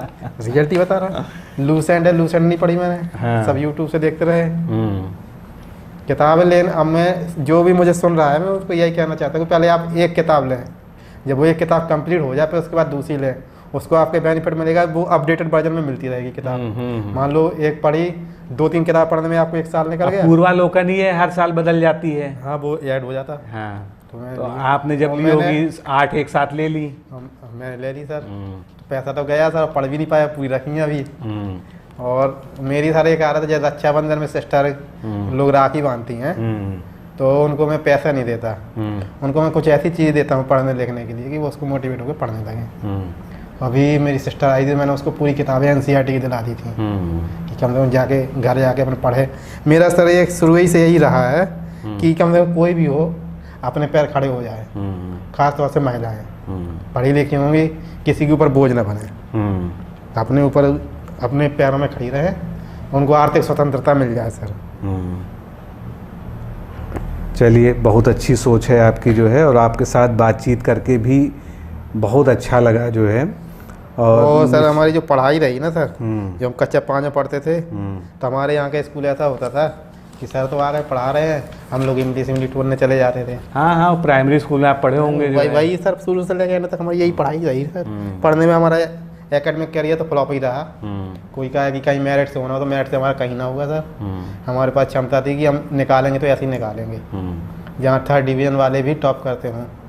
फिलहाल हमें अच्छा, आपके जीवन में जो है रोजी रोटी को लेके इतना ज़बरदस्त संघर्ष रहा है, परिवार में इतनी विषम स्थितियाँ रही हैं, तो आप तब भी आपके अंदर अधिकारी बनने की ही चाहत क्यों रही? कि आप क्या ये नहीं सोच पा रहे थे कि चलो मैं किसी व्यापार में लग जाऊं, कुछ और अब करने सर लगूं? देखिए, व्यापार के लिए तो चाहिए पूंजी, है ना। हमारे पास पूंजी तो है नहीं है, तो खाना ही कमाना ही मुश्किल पड़ जाता है। और रही सर ग्रुप डी की, मुझे करनी नहीं थी सर, क्योंकि मैं बाबू बन के बैठ ही बैठा था अपने ऑफिस में। बाबू से कम थोड़ी हूँ। हाँ, कंप्यूटर ऑपरेटर तो बाबू ही होता है। बाबू होता, अब मुझे इससे ऊपर ही जाना था। और ऑफिस में हमेशा जो लेक्चर सुनना, जो संविदा वाले हैं, तो मुझे बड़ा इरिटेशन होता था। किसी सरकारी आदमी से मिल लिया तो बड़ा इरिटेशन होता था। संविदा सब तो आजकल गाली बन गया है, गाली टाइप की बन गई है कि सारे जो संविदा के हैं, जबकि हम ही लोग सबसे ज़्यादा सर काम करते हैं।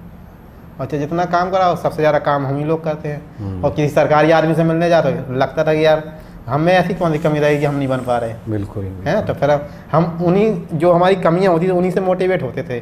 जैसे ईश्वर ने हमारे जीवन में जो इतनी सारी विपदाएं डाली, उन्हीं से हम ऊर्जान्वित होकर जो है सर, उनसे हमने ऊर्जा ली। तो उन्हीं को जो और सबसे अच्छा मार्गदर्शन दिया भगवान ने हमें, जो ईश्वर है, उन्होंने हमें मार्गदर्शन दिया कि हमें भटकाया नहीं कहीं। और जब भटके भी तो आप सही रास्ते पे आ गए। उसके लिए मम्मी हमारी है कि उन्होंने हमारी शादी करा दी। जो पत्नी मिल गई, हमने जब सर शादी की थी उससे पहले हमने पूछ लिया था कि भाई देखो तुम्हें पढ़ना लिखना हो तो बताओ, तो शादी करेंगे तो नहीं करेंगे। और देखो हम गुटखा उटका सब खाते हैं, और शादी के बाद आप छोड़ दिया कि नहीं? शादी के बाद हम छोड़ देंगे। अच्छा। और तुम तो नहीं खाती हो। अरे पता चलो आजकल सर सब महिलाएं ज़्यादा खाती हैं। अच्छा। हमारे यहाँ जो महिलाएं ज़्यादा खाती हैं। तो जैसे ही हमारी पहली फर्स्ट नाइट हुई तो हमने यही वचन दिया कि देखो जो हमारे बुरे कुकर्म हैं वे हम सब छोड़ देंगे। तो उस दिन से सर हमने दारू, बीड़ी, सिगरेट लगभग सब त्याग दिया। और जो हमारी पत्नी है और हम हैं, तो हमने 9 साल तक सर, 8 साल तक दोनों एक दूसरे के लिए। अब जी हम लोग एक साइकिल है सर, दोनों पहिए समान होते हैं। अब किसी को कोई दिक्कत हो जाए तो सब बेकार हो जाती साइकिल। तो हम एक दूसरे के लिए करवा चौथ के व्रत रहे, निर्जला। अच्छा। निर्जला होता है, निर्जला रहे 2020 तक, फिर उसके बाद नहीं रहे। और हमारा जो बड़ा लड़का था तो वो तो करवाई चौथ के दिन हुआ था। फिर दूसरा सर यही 23 अप्रैल को हुआ था। और मेरे इसमें सर जब मेरा बीएड हो, मैं अपनी बहन का, उसका वाइफ का जो बीएड करा रहा था, तो हमारे बाबूजी थे, जयंत बाबू, श्री जयंत बाबू, NHM में थे। जब मेरी बेबी की काउंसलिंग होनी थी तो उन्होंने मुझे 10,000 रुपये दिए थे सर। मैंने CM साहब से कहा था कि मुझे काउंसलिंग करानी है, पैसे थे नहीं मेरे साथ, तो उन्होंने 10,000 की मदद की थी। तो इसकी दम पे हमने सर उनकी काउंसलिंग कराई थी। और फिर उसके बाद जब मेरे 2 बच्चे हुए तो उन्होंने जो है काफ़ी 2-3 हज़ार रुपये की मदद की थी। हालांकि मैंने उसके सारे रुपए जो है चुका दिए, चुकाए, टुकड़ों में करके चुकाया सर। चलिए, मैं ईश्वर से भी ये प्रार्थना करता हूँ कि अब आपके जीवन में किसी तरह का कोई भी दुख ना आने पाए, और आपने जो अभी आगे के लिए संकल्प ले रखा है, जो सोच रखा है कि अब आप सीधे UPSC की तैयारी करेंगे। हाँ सर, अब तो मेरा निश्चित रूप से आपके अंदर अब मेरा जो भटकाव सर दूर हो गया। हाँ, पहले मुझे हर पेपर डालने होते थे तो उसमें सर टाइम नहीं मिल पाता तैयारी के लिए। अब पार्टिकुलर टाइम मिल जाएगा पूरा। अब मान लीजिए यहाँ से हम 9:30 बजे जाएंगे और शाम को 6 बजे आ जाएंगे, उसके बाद टाइम हमारा और 1 बजे की तैयारी करनी है सारी, तो उसमें सारी तैयारी हो जाएगी सर। टाइम है। और सर अच्छे, आप तो यूट्यूब में सब ज्ञान में है ये। हमारे जो मैं 2017 से सर डॉक्टर विजय अग्रवाल हैं, AFE-IAS के वे हैं, फाउंडर हैं, मतलब पहले एक्स IAS अधिकारी हैं, डॉक्टर शंकर दयाल शर्मा के साथ रहे हैं। मेरी एक आदत है, मैं साथ जिनको भी सुनता हूँ वे चयनित होते हैं, या IAS होंगे, या कोचिंग RO वाले होंगे, या बहुत मोस्ट फेमस वाले होंगे। जैसे आपका हो गया, डिकोड का हो गया, कि आपके यहाँ से अधिकतम सिलेक्शन हुए सर। है ना। और फिर मैंने तो आपने सारे इंटरव्यू देखे हमारे यहाँ के? हाँ सर, देखता था कि मैं सोचता था इनमें कौन कौन सी कमी रह गई, तो उस हिसाब से तो मैंने अपना बायोडाटा बनाया था। हाँ। कि भाई इसमें ये कमी रह गई, अब कोई नेक्स्ट देखेगा तो ऐसा ना होगी कोई कमी रह जाए, तो उसको पूरा कर लिया जाए जैसे तैसे करके। आज के इंटरव्यू के बारे में जो सबसे मतलब बड़ी बात है, संघर्ष तो सभी के जीवन में है, और निश्चित रूप से अभी तक जितने भी इंटरव्यू यहाँ पर हुए हैं उसमें देखा जाए तो सबसे अधिक संघर्ष जो है राजेश जी के जीवन का जो है आपको दिखता होगा। लेकिन जैसे कहा जाता है ना कि महात्मा गांधी जी की आत्मकथा है, सत्य के साथ मेरे प्रयोग, द एक्सपेरिमेंट विथ ट्रूथ। तो बिल्कुल उसी तरह से निश्चल भाव से राजेश जी ने अपने जीवन की सारी अच्छी बुरी बातें, मतलब जो इन्होंने गलत किया वो भी बता दिया, जो इन्होंने सही किया वो भी बता दिया, जो चीज़ें संकोच के कारण कोई कह नहीं सकता है इतने बड़े प्लेटफॉर्म पर बैठकर, वो भी इन्होंने बता दिया। तो इनकी जो ये ईमानदारी है अपने प्रति, अपने जीवन के प्रति, मुझे लगता है कि सबसे बड़ा इनका गुण यही है कि स्वयं के प्रति ईमानदार। मैंने इनसे पूछा भी था इंटरव्यू शुरू होने से पहले कि आपने जो ये 7 पेज का मुझे अपना बायोडाटा, या जिसको आप ऑटोबायोग्राफी कह रहे हैं, इसमें आपने बहुत सारे ऐसे खुलासे किए हैं जिनको हम लोग जो है अगर चैनल पर बात करेंगे तो कहीं आपको किसी तरह का संकोच, शर्म या कोई और बात अंदर बाद में तो जो नहीं फील होगा। तो इन्होंने हम मुझसे यही कहा कि सर मैंने लिखा ही 10 दिन लगा के इसीलिए है कि मेरी जो असली कहानी है वो सबके सामने आनी चाहिए। बिल्कुल सर। और कोई भी इन्होंने छुपाव वाली बात नहीं की, इन्होंने कुछ भी ऐसा नहीं कहा कि सर ये वाली बात आप मुझसे मत पूछिएगा या ये वाली बात मत करिएगा। इन्होंने जो कुछ इसमें लिख के दिया है सब कुछ इन्होंने यहाँ पर खुद बयान कर दिया है। इसको सर अपडेटेड भी करते रहेंगे, जैसे स्मृति पर आधार रहता है, जो जो याद रहता है वो और बढ़ाते जाएंगे। इसको ये जब बढ़ाएंगे और इसको मैं इनको कहूँगा कि थोड़ा समय निकाल के एक छोटी सी किताब के रूप में जो है इसको प्रस्तुत करिए। जो है किताब हम छपवा देंगे, मैं आपसे वादा करता हूँ जो है, ठीक है। आप जो है और अच्छे से लिखिए जो है हर चीज़ को। लिखेंगे सर। हाँ। और इसमें मेरा लिखने का यही है कि मेरे जैसे, मेरे बैकग्राउंड से संबंधित अगर कोई भी ऐसा व्यक्ति है, किसी के जीवन में भी अगर जरा सा भी परिवर्तन आता है तो मैं अपने जीवन को सफल समझूंगा सर। क्योंकि इस बार आप ये भी देख रहे होंगे बुंदेलखंड से ये चौथा इंटरव्यू है हमारे चैनल पर जो है। और बुंदेलखंड जो बहुत ही पिछड़ा इलाका माना जाता था उत्तर प्रदेश का, आज वहाँ से जो है सफलता की किरणें पूरे उत्तर प्रदेश में, पूरे देश में फैल रही हैं। तो बुंदेलखंड के जो भी लोग देख रहे हैं, मैं उनको भी बहुत बहुत शुभकामनाएं देता हूं, बधाई देता हूं कि आपके क्षेत्र में जो है इसका मतलब विकास की लहर और एक नई ऊर्जा का संचार हुआ है और प्रतिभाएं अब वहां से निकल कर आ रही हैं। और राजेश जी, आप हमारे चैनल पर आए, आपने इतनी ईमानदारी से, इतनी साफ गोई से अपनी बात को रखा, और जो लोग देख रहे हैं निश्चित रूप से जो है उनके भी आंसू निकले होंगे, मैं निश्चित रूप से कह रहा हूँ, और भावुक भी हुए होंगे। लेकिन इस इंटरव्यू का जो असली उद्देश्य था वो ये था कि जीवन में कितना भी कठिनतम संघर्ष हो, अगर आपके अंदर साहस है लड़ने का, जज्बा है खड़े रहने का, तो आप जो है जीत जाएंगे, आगे बढ़ जाएंगे, आप अपने लक्ष्य को प्राप्त कर लेंगे। हमें सर जो पढ़ने के लिए मोटिवेट किया केवल इसलिए कि मुझे ये सिद्ध करना था कि शादी के बाद भी सफलता पाई जा सकती है। नहीं, बिल्कुल शादी के बाद ही नहीं, और सारे दायित्वों को पूरा करते हुए हर तरह से जीवन में, हर सिचुएशन में सफलता प्राप्त की जा सकती है। पढ़ते ही रहते हो, कुछ होता तो है नहीं है। और सभी तो पढ़ते हैं, सभी का थोड़ी सिलेक्शन हो जाता है। इस अवधारणा को तोड़ना था सर। है हमारे जो आसपास के क्षेत्र में लोग पढ़ाते तो है नहीं है, और जो पढ़ाते हैं तो उनको कहते हैं कि पढ़ने से कौन सा तुम अधिकारी बन जाओगे। तो इस अवधारणा को तोड़ना था। और सबसे मेन मकसद था कि मम्मी का काम करना रुक जाए, बच्चों को अच्छी से अच्छा हो जाए, और जो मेरे राष्ट्र, समाज और परिवार के प्रति जो दायित्व हैं उनको मैं अपनी ईमानदारी के साथ पूरा कर सकूँ सर। और मेरी जो कहानी है उससे किसी को भी अगर प्रेरणा मिले, वो निराश ना हो, प्रयास करते रहें सर। प्रयास करने से उनको सफलता ज़रूर मिलेगी। जब मेरे जैसा जो है एकेडमिक कैरियर में फ्लॉप आदमी अगर अधिकारी बन सकता है तो सभी लोग अधिकारी बन सकते हैं।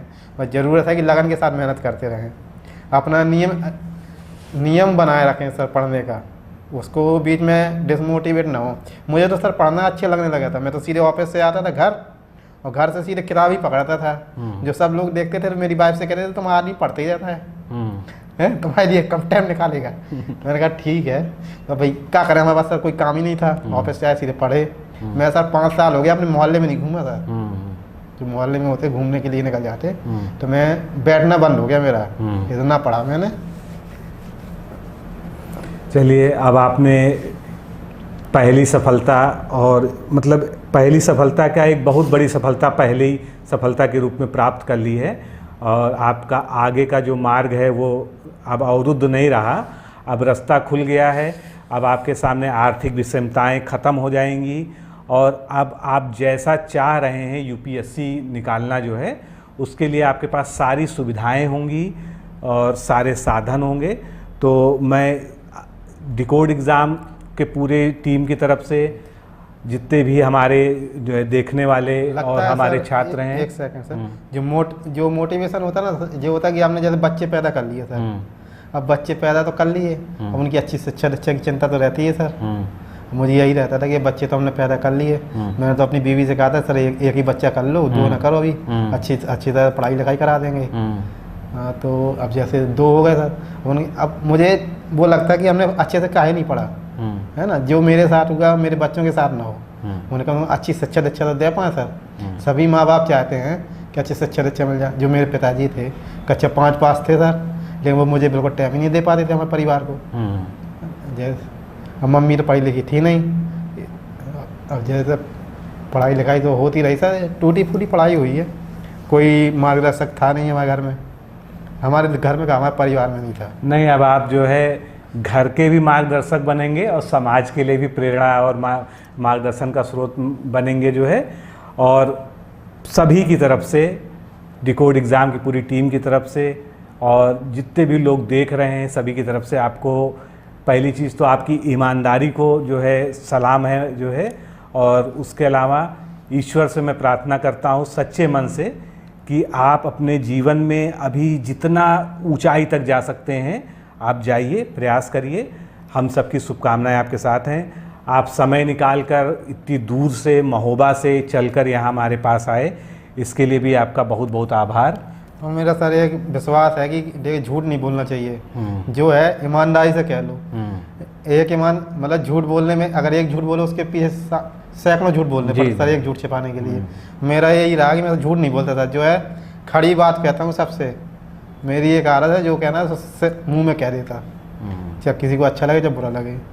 तो कई लोगों को बुरा लग जाता, लेकिन उनके भविष्य के लिए अच्छा ही होता है सर। अब देखिए चोरी छिपाने से क्या होता है सर, एक झूठ बोलो उसको छिपाने के लिए, फिर दूसरा झूठ बोलो, फिर उसको छिपाने के लिए और झूठ बोलो, क्या हुआ सर झूठ बोलने से, बताइए। ईमानदार रहो, जो होना है, जो कुछ भी होना होगा उसी टाइम हो जाएगा, है ना, फिर उसके बाद खत्म है। और जो अधिकारी लोग हम लोगों को कहते रहते थे संविदा वाला है तो मुझे निकाल दूंगा, ये वो पता नहीं ठिकाना, तो मुझे इसी से भी मोटिवेशन मिला कि साला इतनी मेहनत करोगे जो कहने लायक न रहें, हैं। कोई काम हो जाए, कुछ हो जाए तो हम तो संविदा के तो निकाल देंगे, हैं। कई अधिकारी ऐसे आते हैं, तो ठीक है निकाल लोगे भाई, निकाल लो, काम तो हम ही लोग करते हैं, जितना कहते हो उतना नहीं करते हैं, ज़्यादा ही करते सर, और इतना करते कि हद से ज़्यादा। जो हमारे यहाँ के सरकारी अधिकारी कर्म वे हैं, उनका पूरा सर ऑनलाइन काम हम ही करते पूरा सर। चलिए, आपकी सफलता ने सभी को उत्तर भी दे दिया है, और अब हम लोग जो है इस इंटरव्यू को समाप्त करते हैं और फिर मिलेंगे किसी एक नए व्यक्तित्व के साथ जो है। और निश्चित रूप से आपने हम लोग को धैर्यपूर्वक सुना, देखा, इसके लिए आपका भी आभार। और आपको इस इंटरव्यू में जो सबसे खास बातें लगी हैं कमेंट में ज़रूर बताइएगा। आप सभी को नमस्कार, धन्यवाद।